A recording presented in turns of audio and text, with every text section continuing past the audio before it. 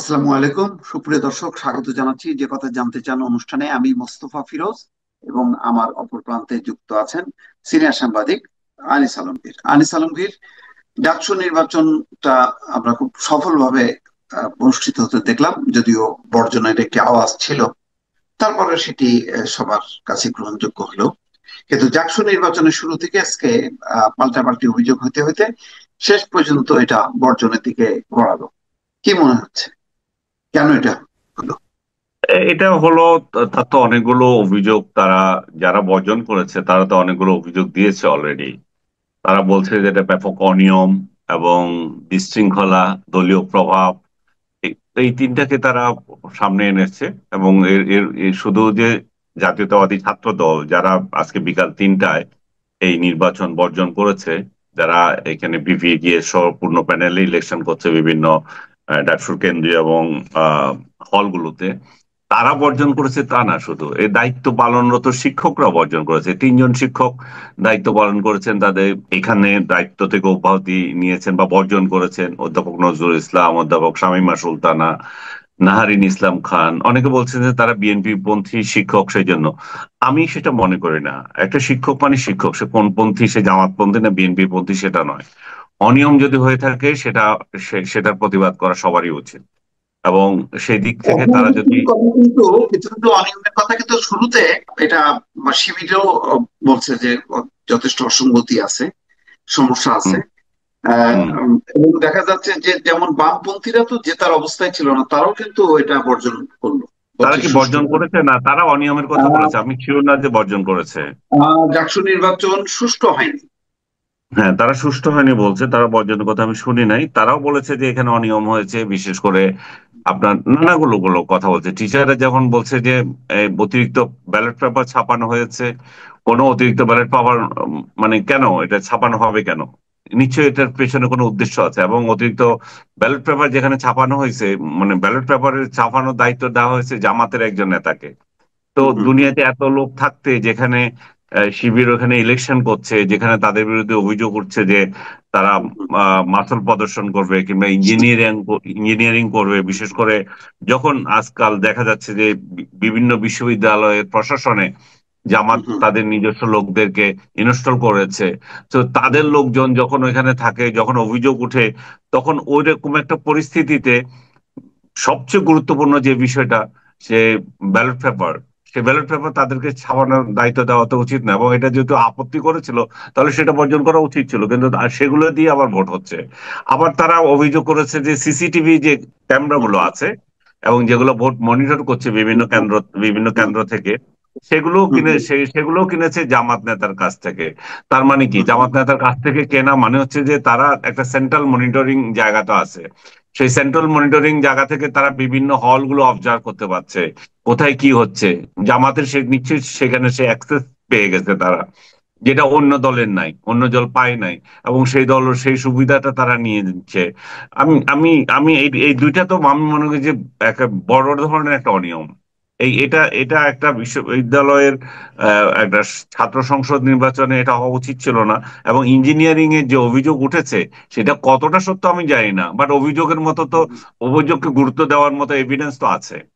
কারণ হুম, আপনি হুম, হুম, আপনি এটা মানে অভিযোগটাকে আমলে নেওয়া, যেটা বলি যে অভিযোগটাকে আমলে নেওয়ার মতো তো এখানে ঘটনা আছে। আপনি কেন এই কাজটা করবেন যেখানে আপনাদের আহ, লোক জড়িত আছে? জামাতের লোক দিয়ে আপনারা মেশিন চালাচ্ছেন বা এগুলো নিয়ন্ত্রণ করছে। 33 বছর পরে একটা ইলেকশন হতে যাচ্ছে। আমরা বরং 2 দিন আগে ঢাকা বিশ্ববিদ্যালয়ের ছাত্র সংসদ নির্বাচন হলো।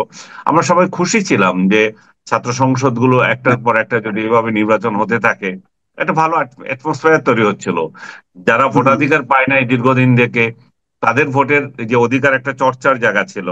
তো এই হুম, হুম, ধরনের পরিবেশ যদি হয়ে থাকে, তাহলে তো আমাদের সামনের যে গণতন্ত্রের চর্চা যেটার কথা বলছি, জাতীয় নির্বাচন, সেখানে যে কি ইঞ্জিনিয়ারিং হবে সেটা নিয়ে তো মানে প্রশ্ন দেখা দিয়েছে। এর মধ্যে আপনি আবার খেয়াল করেছেন বোধহয় যে বাম সংগঠনগুলোর একটা পপুলার পেজ ছিল, একটা অমর্ত্য বলে একজন ছাত্র, অমর্ত্য রায়, তার হুম, প্রার্থিতা বাতিল করে দিয়েছে। ভাই কেন রে ভাই, প্রার্থিতা বাতিল করেছে, সুযোগ দাও তারে আবার ইয়ে করতে। সেটাকে নিয়ে চ্যালেঞ্জের পর চ্যালেঞ্জ, আদালতে চ্যালেঞ্জ।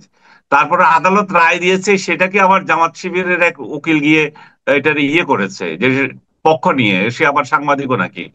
তো এইভাবে যদি হয়ে থাকে যে একটা পক্ষকে হারানোর জন্য আপনার উঠে পড়ে লেগে থাকেন, তাহলে তো ফেয়ার ইলেকশন হলো না। এটা তো আমি তো ঢাকা বিশ্ববিদ্যালয়ে যে নির্বাচন হয়েছে তাকে স্বাগত জানিয়েছে এই জন্যই যে ছাত্র ভোট হুম, দিয়েছে, যে হোক যেটা হোক, কিন্তু হুম, হুম, ইলেকশনটা তো ফেয়ার হতে হবে।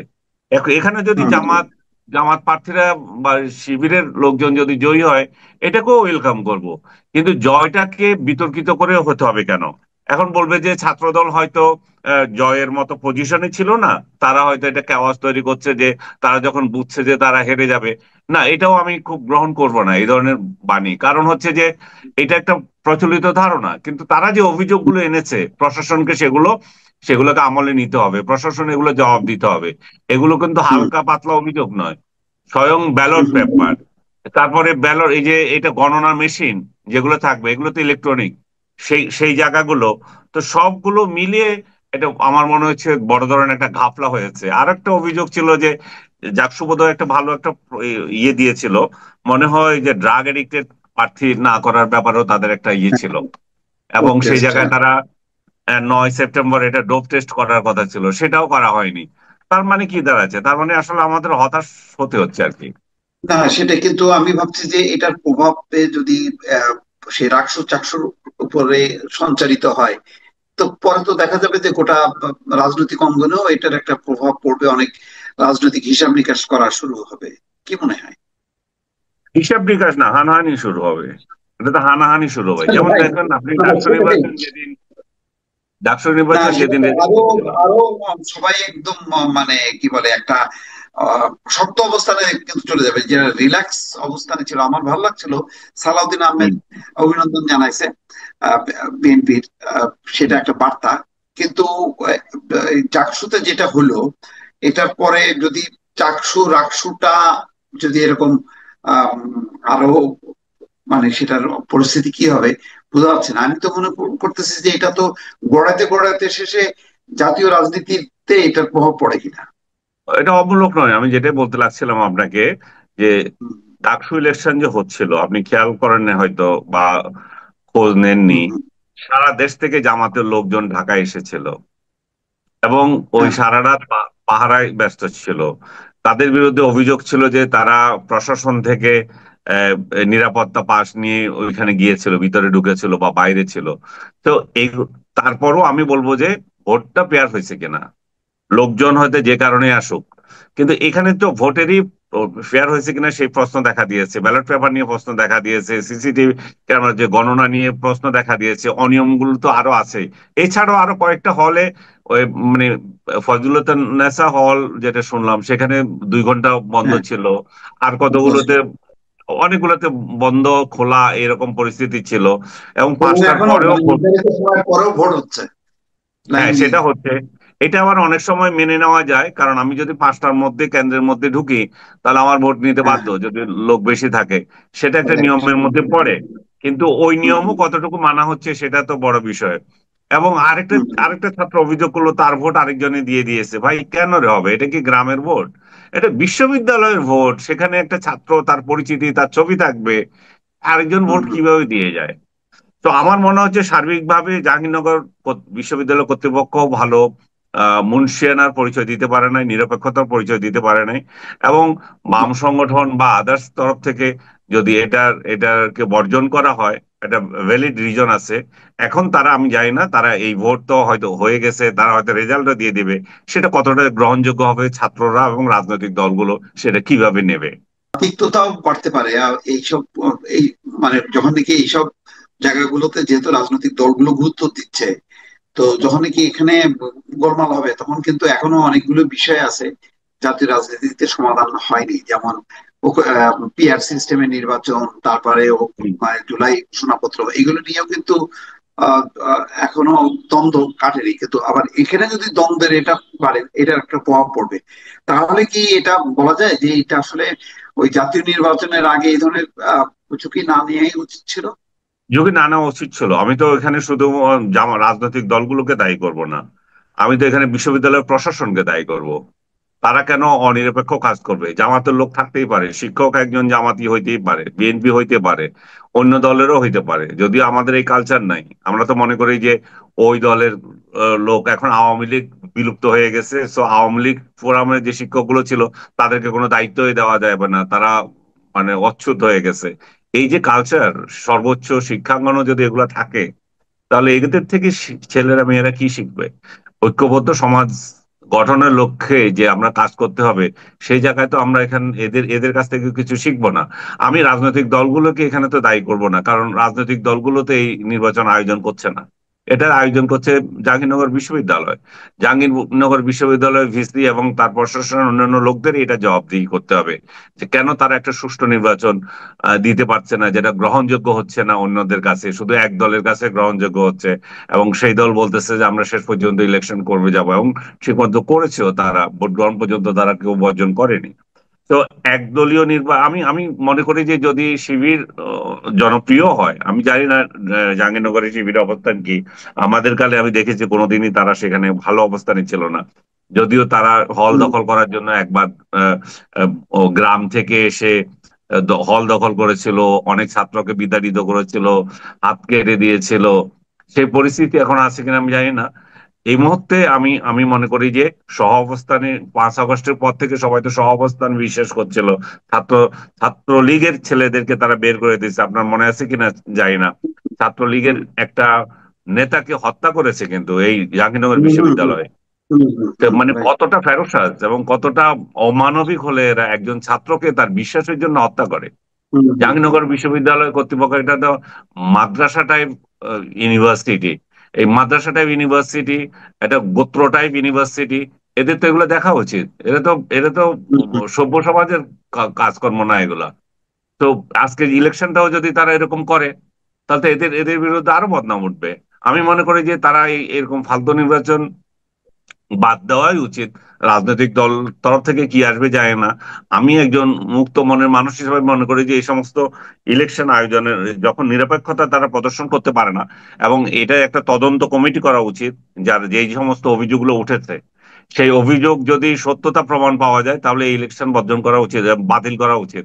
না, আমি ভাবছি যে মানে সামগ্রিক ভাবে আরো যেহেতু রিস্ক আছে, ঝুঁকি আছে, চাকসু রাকসু, মানে জাতীয় নির্বাচনের আগে এই ধরনের একটা আহ, মানে একটা বিতর্ক, একটা জটিলতা তৈরি করার দরকার ছিল কিনা, সেটা একটা প্রশ্ন। কেন না, আমরা যতই বলি না কেন যে এটা তো ছাত্র সংসদের নির্বাচন, কিন্তু এটার সাথে তো একভাবে রাজনীতির একটা সংযোগ আছে। না, আপনার পয়েন্টের দিক থেকে ঠিক আছে, আবার আমি যদি মনে করি যে আহ, এখন মুক্ত সমাজ করলেন, শেখ হাসিনারে বিদায় দিলেন, স্বৈর শাসক তাড়াইলেন, তারপরে কেন একটা ফেয়ার ইলেকশন করতে পারবেন না, এবং বিশ্ববিদ্যালয়ের ইলেকশনই করতে পারবেন না, আর জাতীয় নির্বাচন তাহলে কি করবেন? তো আপনি কি জাতীয় নির্বাচনের জন্য বসে থাকবেন? এগুলো তো এক ধরনের ট্রায়াল হচ্ছে জাতীয় নির্বাচনের, আপনি পারেন কিনা। আমি দীর্ঘদিন থেকে বলেছিলাম যে জাতীয় নির্বাচনের আগে আমাদের পৌরসভা ইলেকশন গুলো হওয়া উচিত, সিটি কর্পোরেশন ইলেকশন গুলো হওয়া উচিত। এইগুলো নিয়ে কিন্তু এই সরকারের সক্ষমতা কিন্তু বোঝা যেত। এটা একটা, এখন এই হুম, সক্ষমতা তো, এখন সক্ষমতা তো বোঝা যাচ্ছে যে তারা কি হচ্ছে। এখন যে যে ধরনের একটা ইলেকশন করছে, এটা তো একটা দামি নির্বাচন হিসাবে তখন এই সরকারের বদনাম হবে। সরকার যদিও সরাসরি নির্বাচনে জড়িত না, কিন্তু যখন সরকারের আমলে হয়, সরকার তো আবার জড়িত না সেটাও দাবি করতে পারবে না। আপনি বলছেন জাহাঙ্গীরনগরের পরবর্তী আরো দুইটা ইউনিভার্সিটি আছে, রাকসু আছে, চিরাং ইউনিভার্সিটি আছে। হুম, এই দুইটা তো এমনি শিবির অধ্যুষিত। তাহলে হুম, এখানে যদি জাহাঙ্গীরনগর তো শিবির অধ্যুষিত না, ওই দুইটা তো আগে থেকেই শিবির অধ্যুষিত। তো ওই হুম, দুটাতে তাহলে কি পরিমাণ কি কি ধরনের গ্যাঞ্জাম হতে পারে তা আমরা অনুমান করতে পারি। তো আমি সার্বিকভাবে বলবো যে রাজনৈতিক দলগুলোকে যেমন সহনশীলতা দেখাতে হবে, সবার আগে দায়িত্ব পালনরত যারা আছে বিশ্ববিদ্যালয় প্রশাসন, তাদেরই উচিত সবার আগে দায়িত্ব পালন করা। তারা নিরপেক্ষ না হলে এই এই এই হুম, ইলেকশন হুম, করে তো কোনো লাভ নাই। এবং এগুলো কোনো ছাত্রদের মধ্যে বিভেদ তৈরি করবে, রাজনৈতিক দলের মধ্যে এগুলো আবার প্রভাব ফেলবে। আপনি যেটা বলছিলেন যে হুম, এখনো অনেক ইস্যুতে রাজনৈতিক দলগুলো সমাধানই হয় না জাতীয় নির্বাচনের প্রশ্নে। বিশেষ করে জামাত, আজকেও দেখলাম যে সংবিধানে বিশেষ কায়দায় জুলাই সনদ যুক্ত করার জন্য বলতেছে। তো এগুলা কিভাবে গ্রহণ করবে তারা, কিভাবে ঐক্যবদ্ধ হবে? নির্বাচন, ফেব্রুয়ারি নির্বাচনকে তো একটা অনিশ্চয়তার দিকে ঠেলে দিচ্ছে। অথচ আমরা সবাই আল্লাহ আল্লাহ করতেছি যে একটা নির্বাচন দিয়ে এই সরকার যাতে ক্ষমতা হস্তান্তর করে চলে যায়, হুম, সে হুম। যেই আসুক ক্ষমতায়। কারণ এই যে হারে সারা দেশে চাঁদাবাজি তোলাবাজি চলতেছে, রাহাজানি চলতেছে, একজন আরেকজনকে হুমকি দিচ্ছে, বিশেষ করে গ্রামে গঞ্জে বিএনপি টোকাই শ্রেণীর নেতারা যেই অরাজকতা করতেছে, সেটা প্রত্যক্ষদর্শী না হলে বোঝা যাবে না। এরা জুলাই 5 তারিখ থেকে ভিন্ন মতের লোকদের নামে অহরহ আপনার ভুয়া মামলা দিচ্ছে এবং পুলিশ সেগুলোতে সহায়তা করতেছে। পুলিশ দিয়ে যে বাণিজ্য চলতেছে, ভুয়া হুম। মামলা দিয়ে করতেছে। মামলা দেবে এই ভয়ে আওয়ামী লীগ বা অন্য রাজনৈতিক দলের লোকদের থেকে টাকা নিতেছে। তো এই কালচার কতদিন সহ্য হবে? এই দেশের মানুষ তো এগুলো আর সহ্য করতে পারছে না, কারণ পুলিশের কাছে গিয়ে কোনো বিচার পাচ্ছে না। পুলিশ তাদেরকে বস মেনে বসে আছে, বিএনপি কে বস মেনে বসে আছে। তো এই সমস্ত চলতে পারে না এভাবে। খুবই একটা মানে নেতিবাচক বিষয়টা দাঁড়ালো। চাকসু নির্বাচনটাও যদি ভালো হতো তাহলে আস্তে আস্তে নির্বাচনের দিকে একটা মানুষ একটা উৎসাহিত হতো যে না, ফ্রি ফেয়ার ইলেকশন হচ্ছে। তো আহ, শেখ হাসিনার আমলে যেটা হয়নি সেটা হচ্ছে, তার একটা পরশ আমরা পাইছিলাম আহ ডাকসু নির্বাচনে, কিন্তু ডাকসুতে এসে সেটা হোঁচট খেল। দুঃখজনক। আনিস আলমগীর, অনেক ধন্যবাদ। দর্শক, আমাদের এই আলোচনা আগামীতে অব্যাহত থাকবে। আজ এই পর্যন্তই। আল্লাহ হাফেজ।